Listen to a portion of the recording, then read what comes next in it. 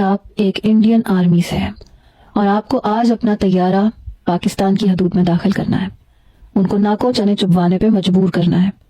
آپ اس وقت یہ نہیں سوچیں گی کہ وہ ہمارا ہمسایہ ملک ہے، بلکہ ہمیں انہیں منہ توڑ جواب دینا ہے۔ وکرم سنگھ نے نشا کی آنکھوں میں آنکھیں ڈالتے ہوئے کہا تھا، سر میں اپنی رسپانسبلٹی اچھے طریقے سے جانتی ہوں، آپ کو اپنی عوام کے سامنے شرمندہ نہیں ہونا پڑے گا۔ ایک لڑکی ہوتے ہوئے میں پاکستان آرمی کے چھکے چھڑا کے رکھ دوں گی اور تاریخ میں سنہری حروف سے لکھا جائے گا کہ ایک بھارتی فوج کی لڑکی نے پاکستان کو ناکو چنے چبوا دیے۔ میں ان لوگوں کے ہوش ٹھکانے لگا دوں گی۔ انڈین آرمی زندہ باد کا جھنڈا پاکستان میں لہرا کے ہی واپس آؤں گی، ورنہ ماں قسم وہیں پہ جان دے دوں گی۔ وکرم سنگھ نے اسے ستائشی نظروں سے دیکھا تھا۔ فائٹر نشا، مجھے تم سے یہی امید تھی۔ بہرحال کل سے تمہارا امتحان شروع ہے، آج تم گھر جا سکتی ہو، اپنے گھر والوں کو آخری دفعہ الوداع کر کے آنا۔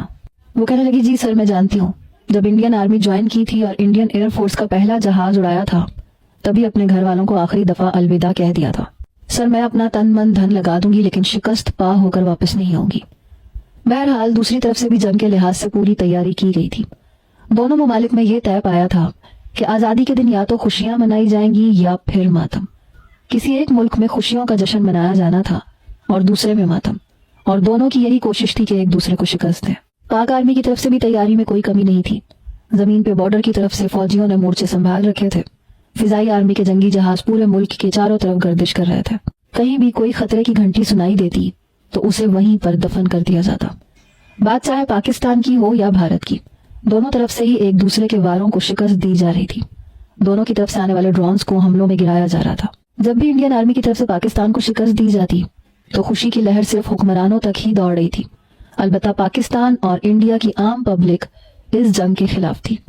لوگوں کے دلوں میں ایک دوسرے کے لیے محبت کے بیج کومپل بن کے پھونکنے لگے تھے، اور وجہ تھی سوشل میڈیا۔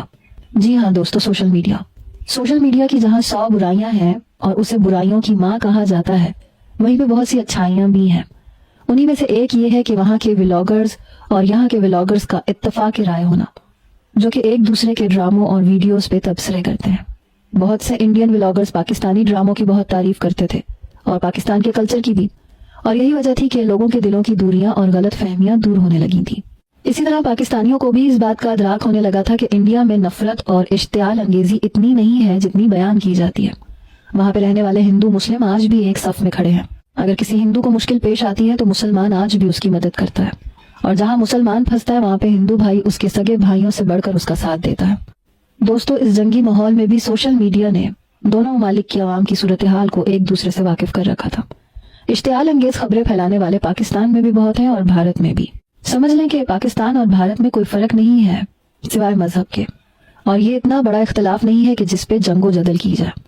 بہرحال پاکستان آرمی سے یہ ذمہ داری عبدالہادی کو دی گئی تھی۔ دونوں افواج کے خون گرما دیے گئے تھے کہ جہاں دشمن کو دیکھو بس وہیں پہ اپنی پوری کی پوری طاقت لگا دو۔ اس بار ہوائی طیاروں کی آپس میں جنگ بازی تھی، وہ بھی رات کے اندھیرے میں۔ بارڈر کے پاس پاس جتنے بھی علاقے تھے انہیں خالی کروا لیا گیا تھا، یہاں تک کہ رات کو موبائل سروسز بھی بند کر دی گئی تھی، کیونکہ پاکستان پہ ہونے والا یہ ایک بڑا حملہ تھا۔ پاکستان بھی اپنی پوری تیاریوں پہ تھا۔ بہرحال پاکستان کی طرف سے عبدالہادی کو بھارت کی طرف بھیجا جانا تھا۔ سارے انتظامات مکمل ہو چکے تھے۔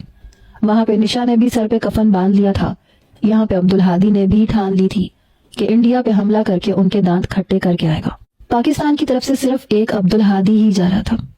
اتفاق یہ تھا کہ دونوں کے طیاروں کی پرواز ایک ہی وقت پر اڑی، حالانکہ نہ تو پاکستان کو پتا تھا کہ انڈیا کی طرف سے نشا پاکستان کی طرف آ رہی ہے، نہ انڈیا کو اس بات کی خبر تھی کہ عبدالہادی انڈیا کی جانب آ رہا ہے۔ رات کے اندھیرے میں دونوں کے جنگی جہاز ہوا میں اپنی اپنی سمت پرواز کر چکے تھے۔ اسے بھی آپ اتفاق سمجھ سکتے ہیں کہ دونوں ہی ایک دوسرے کے آمنے سامنے تھے۔ یہ دیکھ کے دونوں ہی کچھ حیران ہوئے، پھر لگا کہ شاید بچاؤ کے لیے جال بچھایا گیا ہے۔ بہرحال نشا بھی اپنی پوری تیاری میں تھی۔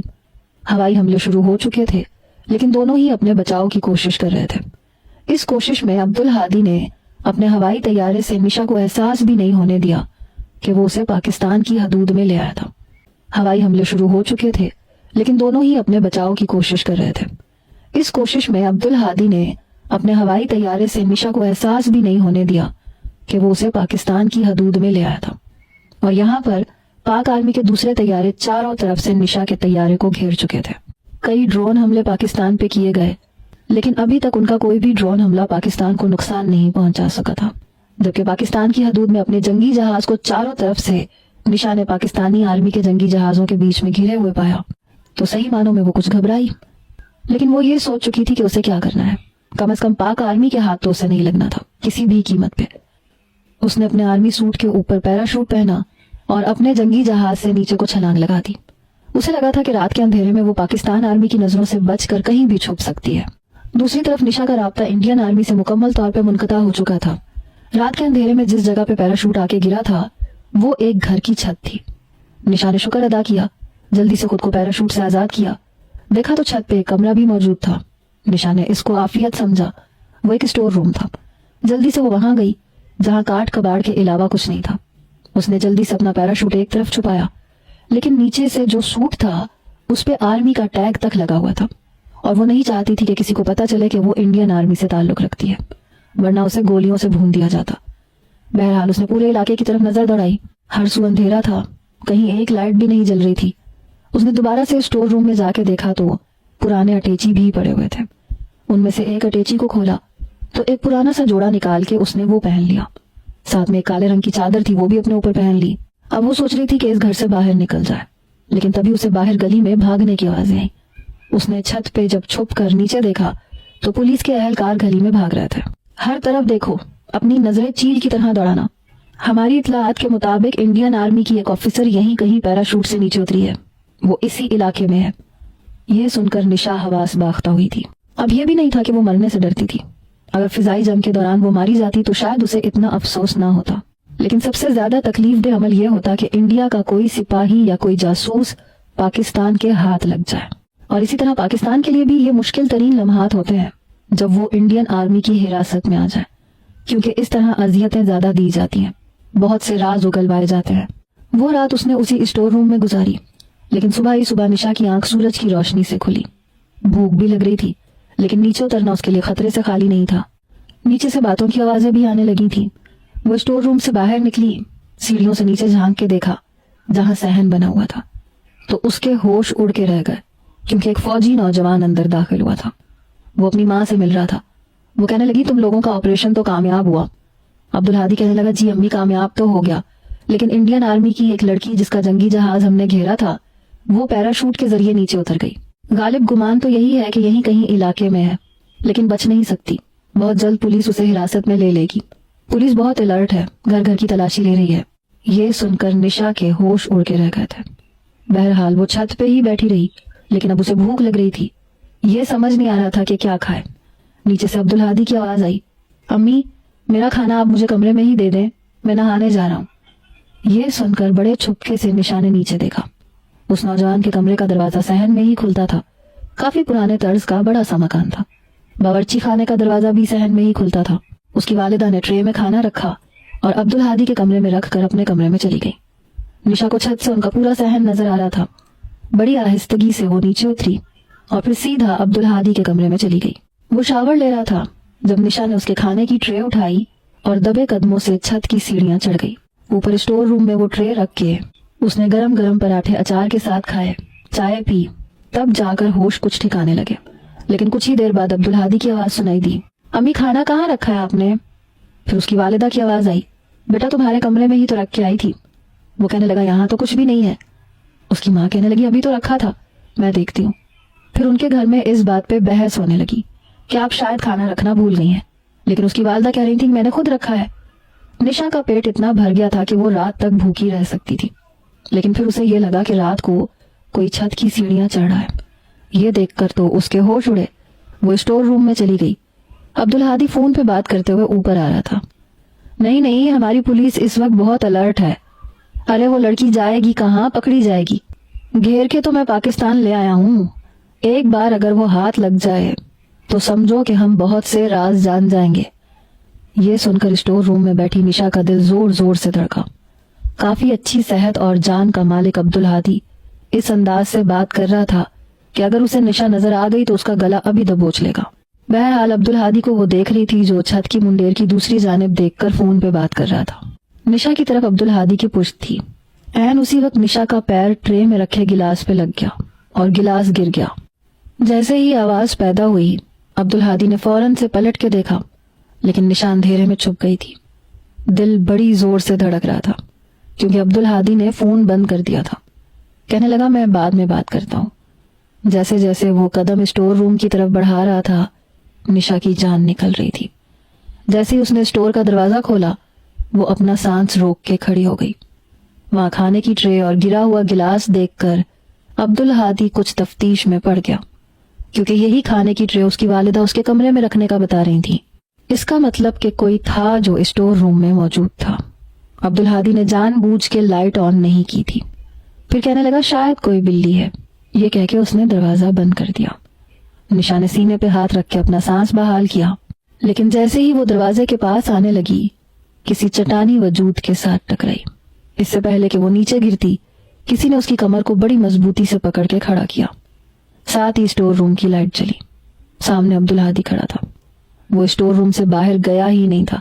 उसे शक हो चुका था कि कोई ना कोई अंदर मौजूद है, लेकिन अंधेरा बहुत ज्यादा था, इसलिए उसने स्टोर का दरवाजा जरूर बंद किया था, लेकिन खुद दरवाजे के पास ही खड़ा रहा, जो निशा को दिखाई नहीं दिया।